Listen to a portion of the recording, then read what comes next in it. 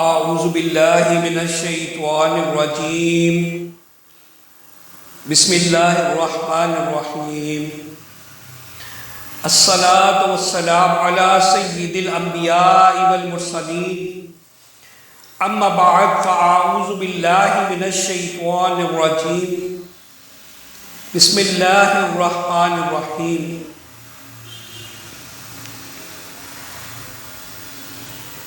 رب اشرح لی صدری ویسر لی امری واحلل عقدۃ من لسانی یفقہوا قولی۔ اے میرے رب عز و جل، میرا سینہ کھول دے اور میرے لیے میرا کام آسان فرما اور میری زبان کی گرہ کھول دے کہ وہ میری بات سمجھے۔ ان اللہ وملائکتہ یصلون علی النبی یا ایھا الذین آمنوا صلوا علیہ وسلموا تسلیما۔ اور یہ الصلاۃ والسلام علیک یا سیدی یا رسول اللہ وعلی آلک واصحابک یا سیدی یا حبیب اللہ۔ الصلاۃ والسلام علیک یا سیدی یا نبی اللہ وعلی آلک واصحابک یا سیدی یا نور اللہ۔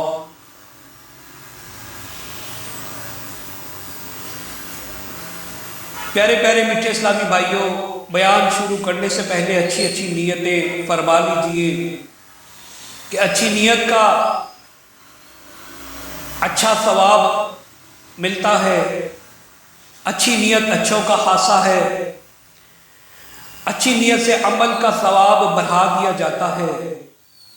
سرکار دو عالم نور مجسم رسول محتشم صلی اللہ تعالی علیہ وآلہ وسلم کی حدیث مبارکہ کہ نیت المؤمن خیر من عملی، کہ مومن کی نیت اس کے عمل سے بہتر ہے۔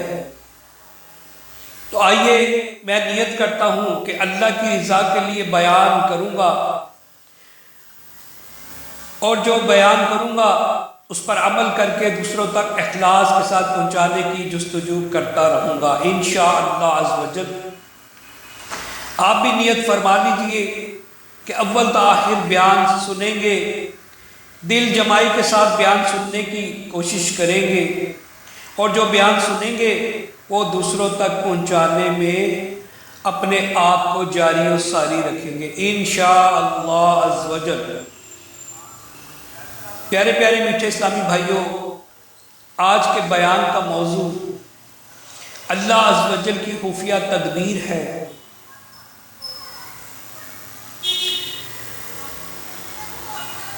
جیسا کہ ہم سب جانتے ہیں کہ اللہ عز و جل کی خفیہ تدبیر سے ہمیشہ ڈرنا چاہیے۔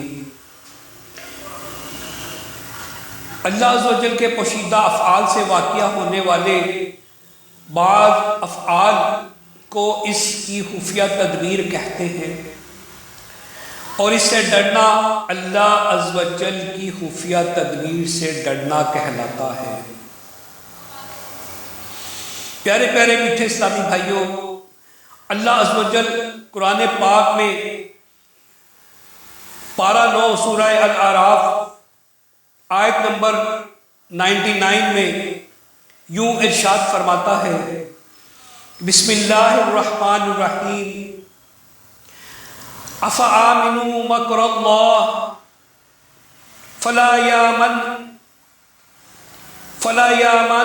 مکر اللہ الا القوم الخاسرون۔ ترجمہ آسان کنز الایمان، کیا اللہ کی خفی تدبیر سے نہ ڈر ہیں؟ تو اللہ کی خفی یعنی خفیہ تدبیر سے نہ ڈر نہیں ہوتے مگر تباہی والے۔ صدر الفاضل حضرت علامہ مولانا سید محمد نعیم الدین مراد آبادی علیہ رحمت الحادی اس آیت مبارکہ کے تحت فرماتے ہیں، اور اس سے مخلص بندے اس کا خوف رکھتے ہیں۔ ربی بن حسیم کی صاحبزادی نے اس سے کہا کیا سبب ہے؟ میں دیکھتی ہوں سب لوگ سوتے ہیں اور آپ نہیں سوتے۔ فرمایا اے نور نظر، تیرا باپ شب کو سونے سے ڈرتا ہے، یعنی یہ کہ غافل ہو کر سو جانا کہیں سبب عذاب نہ ہو۔ حدیث پاک میں خفیہ تدبیر کے بارے میں رسول اللہ صلی اللہ تعالی علیہ وآلہ وسلم نے ارشاد فرمایا جب تم کسی بندے کو دیکھو کہ اللہ عز و جل کی اس کی حوائج کے مطابق عطا فرماتا ہے، کہ اللہ عز و جل اسے اس کی خواہش کے مطابق عطا فرماتا ہے حالانکہ وہ اپنے گناہ پر قائم ہے، تو یہ اللہ عز و جل کی طرف سے ڈیل ہے۔ پھر آپ صلی اللہ تعالی علیہ وآلہ وسلم نے یہ آیت مبارکہ تلاوت کی،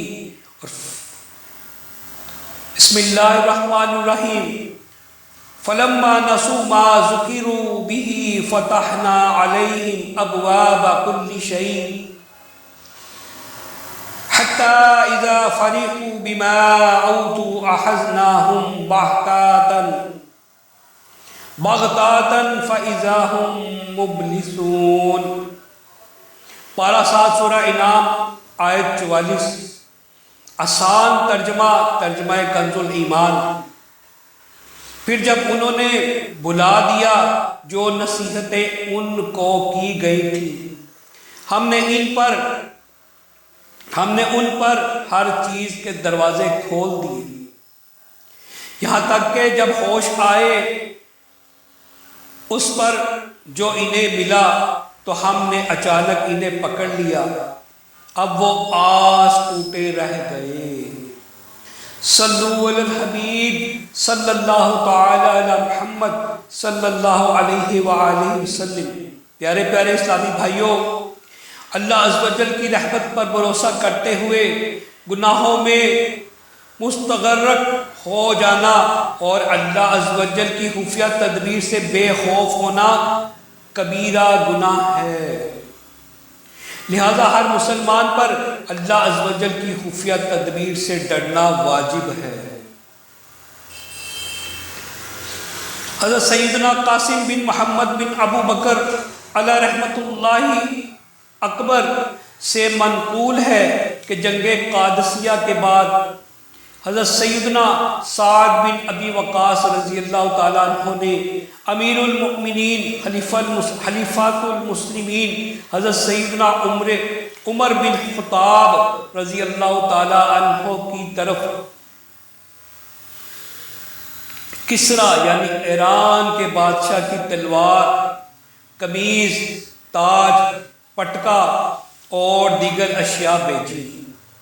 آپ رضی اللہ تعالیٰ عنہ نے لوگوں کی طرف دیکھا تو ان میں حضرت سیدنا سراقہ بن مالک بن جخشم مدلجی رضی اللہ تعالیٰ عنہ بھی موجود تھے۔ وہ بہت طاقتور اور طویل القامت تھے۔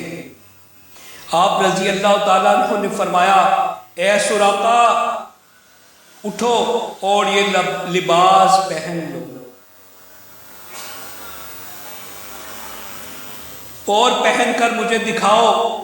حضرت سیدنا سراقہ رضی اللہ تعالیٰ عنہ فرماتے ہیں کہ میرے دل میں پہلے ہی سے خواہش تھی، چنانچہ میں کھڑا ہوا اور شاہ ایران کا لباس پہن لیا۔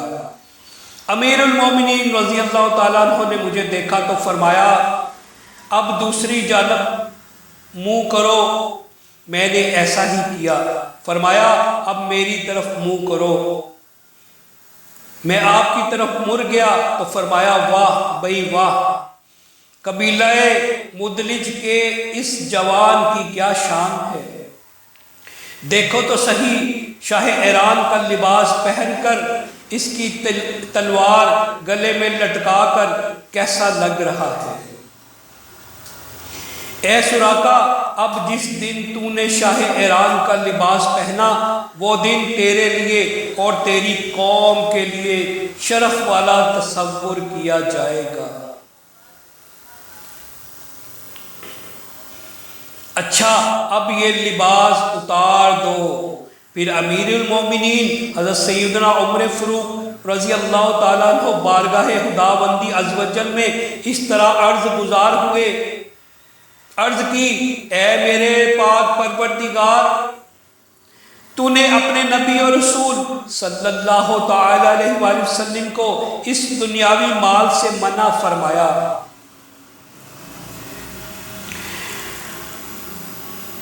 حالانکہ وہ تیری بارگاہ میں مجھ سے کہیں زیادہ محبوب ہیں اور مجھ سے بہت زیادہ بلند و بالا ہیں۔ پھر تو نے امیر المؤمنین حضرت سیدنا ابو بکر صدیق رضی اللہ تعالیٰ عنہ کو بھی اس مال سے منع فرمایا، حالانکہ وہ تیری بارگاہ میں مجھ سے زیادہ بلند مرتبے والے ہیں۔ پھر تو نے مجھے مال عطا فرما دیا۔ اے میرے پاک پروردگار، اگر تیری طرف سے یہ خفیہ تدبیر ہے تو میں اس سے تیری پناہ چاہتا ہوں۔ یہ کہہ کر آپ رضی اللہ تعالیٰ عنہ نے حضرت سیدنا عبد الرحمن بن عوف رضی اللہ تعالیٰ عنہ سے فرمایا، شام سے قبل اس تمام مال کو غربا میں تقسیم کر دو۔ صلو علی الحبیب صلی اللہ تعالی علی محمد صلی اللہ علیہ وآلہ وسلم۔ پیارے پیارے میٹھے اسلامی بھائیوں، اللہ عز و جل کی خفیہ تدبیر سے انبیاء اکرام علیہ السلام، فرشتے اور اولیاء اکرام بھی خوف زدہ رہتے ہیں۔ اللہ عز و جل کے نبی اور فرشتے معصوم ہیں، ان سے اللہ عز و جل کی نافرمانی ممکن نہیں، جبکہ ہم سراپا خطا ہیں۔ ہمارے جسم کا ہر ذرہ گناہوں سے آلودہ ہے، ہماری زندگی کا بہت بڑا حصہ غفلت میں گزر رہا ہے، جبکہ انبیاء علیہ السلام اور فرشتوں کا ہر لمحہ خدا کی بندگی میں بسر ہوتا ہے، مگر پھر بھی وہ اللہ عز و جل کی خفیہ تدبیر سے غافل نہ ہو، اور ہم ہر وقت رب عز و جل کی نافرمانی اور سرکشی میں منہمک ہونے کے باوجود اپنے بارے میں مطمئن رہیں۔ بلا شبہ یہ ہمارے لیے نہایت خطرے کی بات ہے۔ ہمیں ہر وقت اللہ عز و جل کی خفیہ تدبیر سے ڈرتے رہنا چاہیے۔ پیارے پیارے اسلامی بھائیوں، منقول ہے کہ سرکار مدینہ سرور قلب سینا صلی اللہ تعالیٰ علیہ وآلہ وسلم اور حضرت سیدنا جبریل امین علیہ السلام اللہ عز و جل کے خوف سے رو رہے تھے۔ اللہ عز و جل نے وحی فرمائی کہ تم دونوں کیوں رو رہے ہو، حالانکہ میں تمہیں امان دے چکا ہوں۔ عرض کی، اے اللہ عز و جل، تیری خفیہ تدبیر سے کون بے خوف ہو سکتا ہے؟ پیارے پیارے میٹھے اسلامی بھائیوں، ہر مسلمان کو برے خاتمے سے ڈرنا چاہیے کہ برے خاتمے کا خوف دل میں بٹھانے سے اللہ عز و جل کی خفیہ تدبیر کا خوف بھی دل میں بیٹھ جائے گا، اور کوئی بھی اپنی موت کے معاملے میں کیسے مطمئن ہو سکتا ہے؟ ہم کیا جانیں کہ ہمیں ایمان پر موت آئے یا نہ آئے، اللہ نہ کرے ہم بے ایمان ہو کر لوٹے۔ الامان الحفیظ، کیونکہ کوئی شخص اس بات سے واقف نہیں کہ اس کا خاتمہ ایمان پر ہوگا یا کفر پر، اور انسان کی پوری زندگی کا دار و مدار خاتمے پر ہی ہے۔ اسی لیے اگر کوئی شخص ساری زندگی کفر پر رہا مگر موت سے چند لمحے پہلے اسے ایمان کی دولت نصیب ہو گئی تو وہ بامراد و کامیاب ہو گیا، اور جو شخص ساری زندگی اسلام پر رہا اور خوب عبادت و ریاضت کرتا رہا لیکن مرنے سے قبل دیر قبل معاذ اللہ کافر و مرتد ہو گیا تو ایسا شخص تباہ و برباد اور ہمیشہ کے لیے نار جہنم کا مستحق ہے۔ برے خاتمے کا معاملہ تو اتنا نازک ہے کہ اللہ عز و جل کے معصوم نبی بھی اس سے خوف زدہ رہتے تھے، اگرچہ اللہ عز و جل کے فضل سے ان کا ایمان محفوظ تھا، مگر پھر بھی وہ اس بارے میں بے حد متفکر رہا کرتے تھے۔ چنانچہ حضرت سیدنا سہل بن عبداللہ تستری رحمت اللہ تعالیٰ علیہ فرماتے ہیں، خواب میں خود کو میں نے جنت میں پایا جہاں میں نے 300 انبیاء اکرام علیہ السلام سے ملاقات کی اور ان سب سے یہ سوال کیا کہ آپ حضرات دنیا میں سب سے زیادہ کس چیز سے خوف زدہ تھے؟ انہوں نے جواب دیا، برے خاتمے سے۔ پیارے پیارے میٹھے اسلامی بھائیوں، اللہ کی خفیہ تدبیر سے متعلق بہت سے واقعات اسلامی کتب میں بیان کیے گئے ہیں، جن میں سے ایسے لوگوں کا تذکرہ جن میں ایسے لوگوں کا تذکرہ بھی ہے کہ جنہوں نے اپنی ساری زندگی عبادت و ریاضت میں گزاری، مگر اللہ عز و جل نے کسی خاص گناہ کے سبب ان کی گرفت فرما لی اور ان کا بہت بھیانک انجام ہوا۔ خود اللہ عز و جل نے قرآن کریم میں بلعام بن باعورہ کے بارے میں بیان فرمایا ہے کہ بہت عابد و زاہد اور مستجاب الدعات تھا، مستجاب الدعوات یعنی جس کی ہر دعا قبول ہوتی تھی، ایسا شخص تھا، مگر جب اس نے اپنی قوم کے کہنے پر اللہ عز و جل کے نبی حضرت سیدنا موسیٰ علیہ نبینا علیہ السلام کے لیے بد دعا کی تو اللہ عز و جل نے اس سے ایمان و معرفت کی دولت چھین لی اور یہ کفر پر مرا۔ اسی طرح اور بھی بہت سے واقعات ہیں جن کا مطالعہ کرنے سے بندے کے دل میں اللہ عز و جل کی خفیہ تدبیر کا خوف پیدا ہوتا ہے۔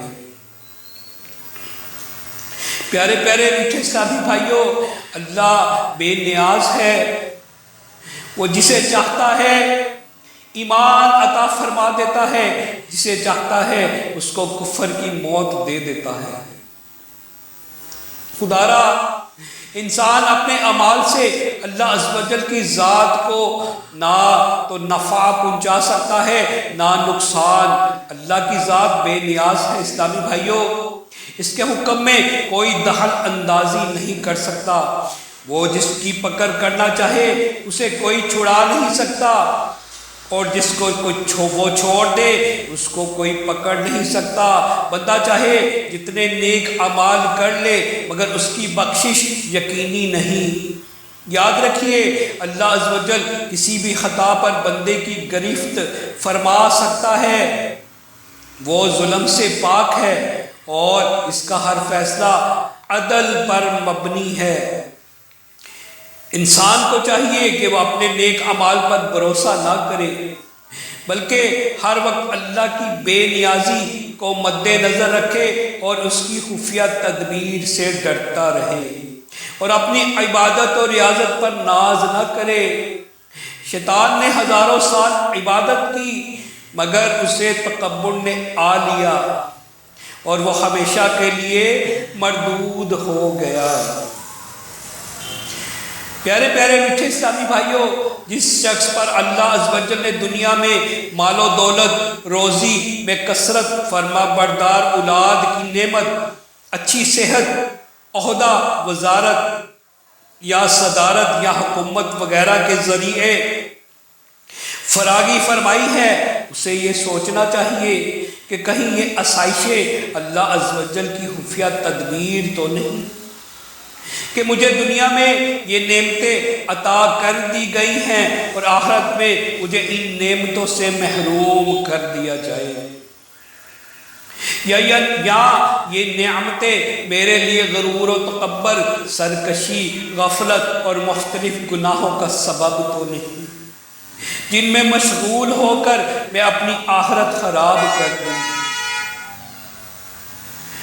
اس طرح اپنی نعمتوں کے بارے میں غور و فکر کرنے سے بھی اللہ عز و جل کی خفیہ تدبیر سے ڈرنے کا ذہن بنے گا۔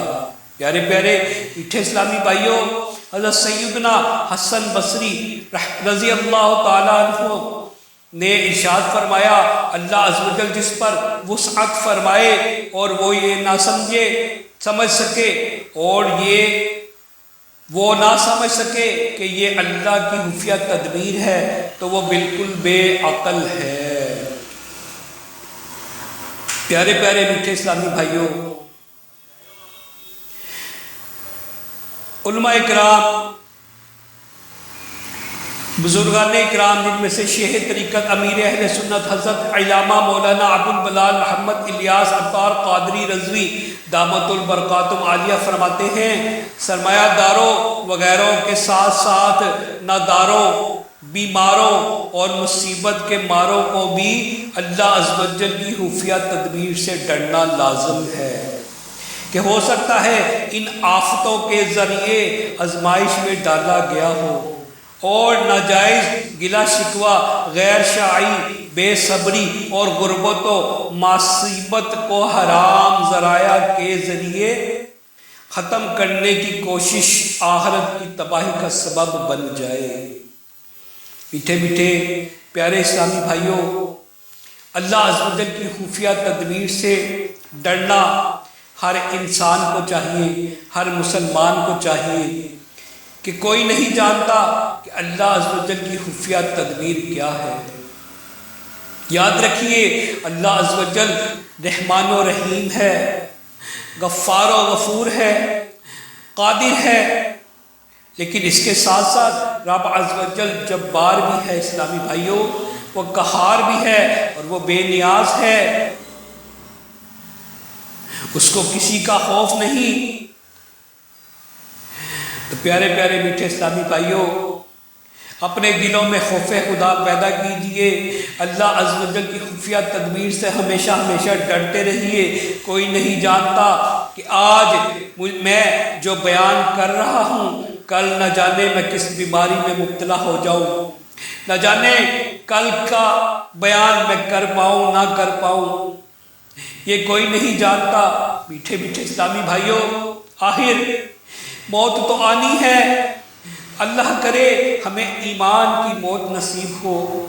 آپ نے سنا بھی کہ ایسے ایسے عبادت گزار جو اللہ کے ہاں مقبول ہوئے اور اللہ عز و جل کی خفیہ تدبیر نے انہیں آ گھیرا اور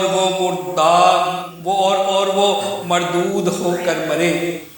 الامان الحفیظ، اللہ کرے ہمیں ایمان کے ساتھ مسجد نبوی میں سرکار دو عالم صلی اللہ تعالیٰ علیہ وآلہ وسلم کے روبرو ان کے قدموں میں حالت نماز دوران سجدہ ایمان کی اور عافیت کی موت مل جائے اور جنت البقیع ہمارا مدفن بن جائے۔ پیارے پیارے میٹھے اسلامی بھائیوں، اللہ عز و جل کی خفیہ تدبیروں سے ڈرنا مسلمان کے لیے واجب ہے۔ خدا را گناہوں سے بچ جائیے، بچنے کی کوشش کیجئے، خود نیکی کریے اور دوسروں کو نیکی کی تلقین کیجئے، اپنے آپ کو گناہوں سے روکیے۔ ایسا نہ ہو کہ ان گناہوں میں لتھڑے ہوئے ہمیں موت آ گھیرے اور ہمیں اللہ نہ کرے اللہ نہ کرے اللہ نہ کرے کہ ہمارا ایمان پر خاتمہ نہ ہو پائے۔ پیارے پیارے میٹھے اسلامی بھائیوں، فقط اللہ کی رضا کے لیے اس بیان کو غنیمت جانیے اور اللہ عز و جل کے خوف سے اپنے دلوں کو اللہ کے خوف میں مبتلا رکھیے تاکہ ہمیں اللہ عز و جل کی خفیہ تدبیروں سے ہمیشہ ہمیشہ ڈر لگتا رہے اور ہم اللہ عز و جل کی خفیہ تدبیروں سے ڈر کر زندگی گزاریں۔